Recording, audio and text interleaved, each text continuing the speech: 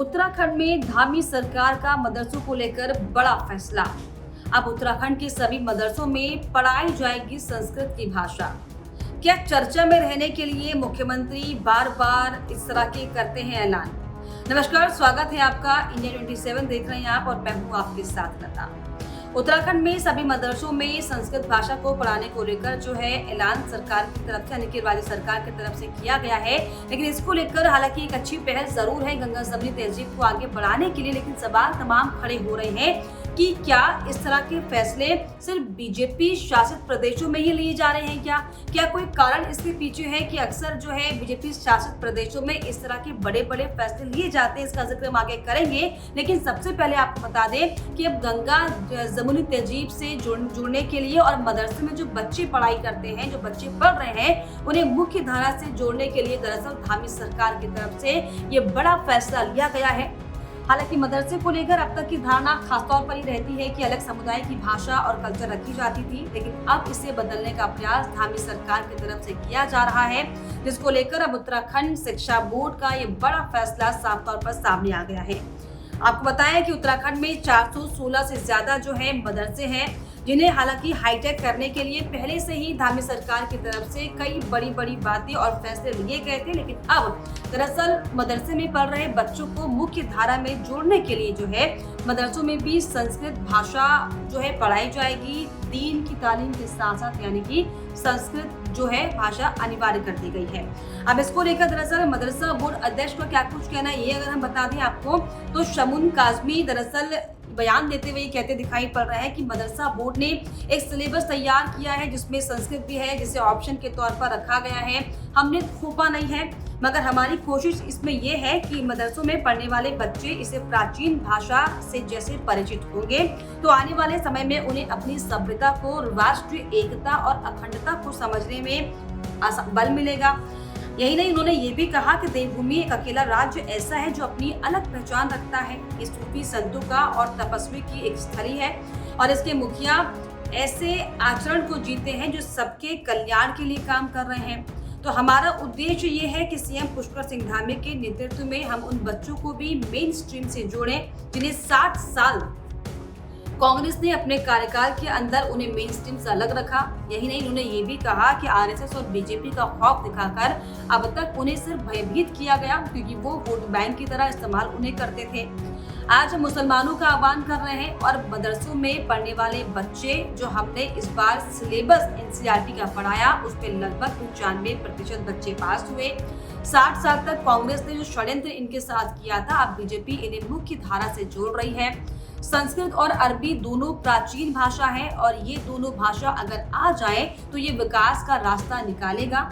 ये भी कहा उन्होंने कि मौलवी को संस्कृत आ जाए और पंडित जी को अगर अरबी आ जाए तो इससे बेहतर और क्या होगा।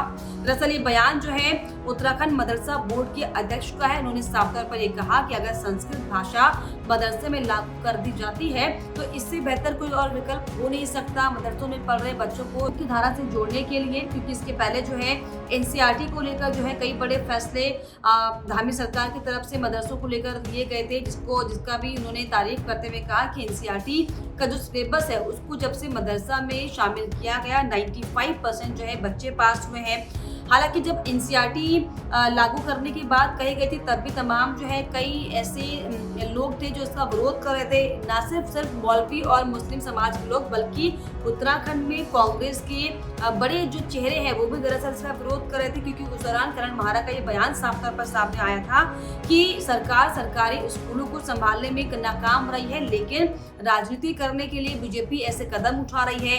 हालांकि अब जब मदरसों में संस्कृत भाषा को पढ़ाने की बात हो रही है तो साफ तौर पर समर्थन जरूर करण महारा देते हुए दिखाई पड़ रहे हैं, लेकिन जो स्वर है वो भी कहीं ना कहीं कांग्रेस के नेताओं के मुखर, यानी कि विपक्षी पार्टी के नेताओं के मुखर दिखाई पड़ रहे हैं। लेकिन अब क्योंकि धामी सरकार की तरफ से दरअसल मदरसों में पढ़ रहे बच्चों को मुख्य धारा में जोड़ने के लिए एक बड़ी पहल तो उनकी तरफ से की जा रही है, लेकिन अब इसको लेकर यूपी के मौलानाओं का भी विरोध सामने आया है। यूपी के मौलानाओं का साफ तौर पर ये कहना है कि ये दरअसल टकराव की स्थिति पैदा कर सकती है। भले ही उनका ये बयान है कि भले ही उत्तराखंड की सरकार ने ये बड़ा फैसला दिया है, लेकिन इसका विरोध यूपी के मौलाना ने शुरू कर दिया है। ऑल इंडिया मुस्लिम जमात के अध्यक्ष मौलाना शहाबुद्दीन रजवी ने तो यहाँ तक कह दिया कि धामी सरकार लोगों को बांटने का काम कर रही है, इससे टकराव की स्थिति पैदा होगी और ये संविधान के उसूलों के खिलाफ होगा। लेकिन ऐसे में हालांकि लगातार सवाल ये भी खड़े हो रहे हैं कि ये जो मुख्य धारा से जोड़ने की बात हो रही है, ये जो 70 साल के जो है कांग्रेस और तमाम जो कम्युनिस्ट पार्टी है उनको जो निशाना बनाने की कोशिश की जा रही है, क्या इसके पीछे एक पेच ये भी है कि क्योंकि जिस तरीके से अक्सर हम ये देखते हैं जो ज़्यादा हिंदूवादी की बात करता है, जो ज़्यादा सनातन की बात करता है, वो केंद्र का प्रिय हो जाता है। क्योंकि दरअसल ये बड़ी वजह है कि इस तरीके से जो है बड़े फैसले धामी सरकार की तरफ से लिए जा रहे हैं। क्योंकि इसके पहले भी अगर हम देखें, उत्तराखंड में तमाम मदरसों में जो है रामायण का पाठ पढ़ाने का भी जिक्र हुआ था, जिसको लेकर तमाम जो है स्वर जो है मुखर हुए थे। जमीयत उलेमा उत्तराखंड के अध्यक्ष ने ये बयान दिया था कि कौम से धर्म को दूर करने का ये प्रयास हो रहा है। तो तमाम तरह की बातें हालांकि इसको लेकर हुई है, क्योंकि रामायण का पाठ भी शुरू हो चुका है, अब संस्कृत भी पढ़ाई जा रही है। तो ऐसे में अब दरअसल सवाल ये भी खड़ा होता है कि क्या सिर्फ जो बीजेपी शासित प्रदेश है उन्हीं में इस तरह के जो है क्रियाओं पर ज्यादा फोकस किया जा रहा है क्या? क्योंकि अगर हम तमाम राज्यों का जिक्र कर ले, चाहे मध्य प्रदेश का अगर हम बात करें, हाल ही में कैसे जो नए नवेले मुख्यमंत्री हैं सरकार में आते ही बड़े बड़े फैसले उन्होंने मदरसे को लेकर लिए थे। इसके अलावा अगर हम उत्तर प्रदेश की बात कर ले, उत्तर प्रदेश में भी लगातार जो है एक से बढ़कर एक जो है हिंदूवादी फैसले लिए जाते हैं। ये आरोप हालांकि विपक्ष की तरफ से बीजेपी को पर लगाए जाते हैं। इसके अलावा अगर हम असम का जिक्र कर लें, हेमंत बिश्व शर्मा किस तरीके से एक के बाद एक कड़े जो है फैसले सुनाते हैं अपने प्रदेश में। तमाम अलग अलग राज्यों की अगर हम बात कर लें, तो क्या ये जो इस तरह के फैसले होते हैं क्या चर्चाओं में रहने के लिए? क्योंकि विवाद अगर बढ़ेगा और विवाद होगा तो जाहिर तौर पर केंद्रीय नेतृत्व के करीब रहने का मौका मिल जाएगा क्या?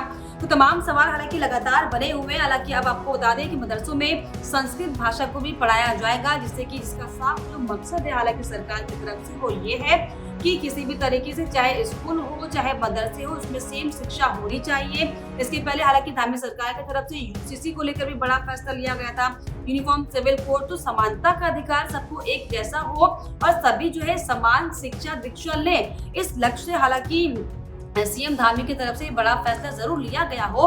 लेकिन ऐसे में क्या आपको इसको लेकर लगता है कि कि वाकई सिर्फ बीजेपी शासित राज्यों में इस तरह के कड़े फैसले लिए जा रहे हैं क्या?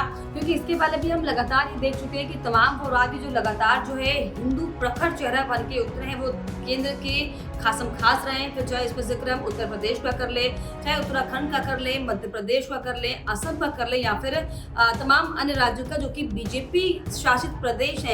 तो क्या सिर्फ और सिर्फ बीजेपी शासित प्रदेशों में इस तरह से जो है मदरसों पर ज्यादा फोकस करने का काम हो रहा है, या फिर एक हिंदुत्व की छवि को उभारने की कोशिश क्या पुष्कर सिंह धामी की तरफ से की जा रही है? इसको लेकर हालांकि आपको क्या लगता है, हमें जरूर कमेंट कर बताइएगा। और इसके अलावा हमारे चैनल को लाइक, शेयर एंड सब्सक्राइब करना भी ना भूलें।